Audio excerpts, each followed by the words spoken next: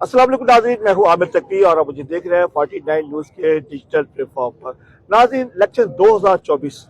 बखैरोफियत अंजाम पा गया है। तकरीबन पाकिस्तान से तकरीबन जो है रिजल्ट आ चुके हैं, लेकिन अभी भी कुछ हलकों में जो रिजल्ट रोके गए हैं, जबकि इलेक्शन कमीशन की जानिब से ये कहा गया था कि 24 घंटे के अंदर तमाम जो आरओज हैं वो इलेक्शन अनाउंस करें। लेकिन मैं तो मौजूद हूँ एन 133 में, जहाँ पर राना मोहम्मद इसहाक खान जो पाकिस्तान मुस्लिम लीग नून के हमायत याफ्ता कैंडिडेट थे, उनके मद्दे मुकाबल तहरीक इंसाफ के नामजद उम्मीदवार डॉक्टर अजीमुद्दीन जाहिद लखवी के दरमियान काटदार मुकाबला हुआ, जिसमें राना मोहम्मद इसहाक खान को डॉक्टर अजीमुद्दीन जाहिद लखवी ने तकरीबन 10,757 वोटों की शिकस्त दी थी। राना मोहम्मद इसहाक खान की जानिब से दरख्वास्त दी गई है कि दोबारा गिनती की जाए। इसकी दरख्वास्त की जो समाअत आरोप उसमें हुई है, आरोप उसमें जो तमाम दोनों पार्टियों के जो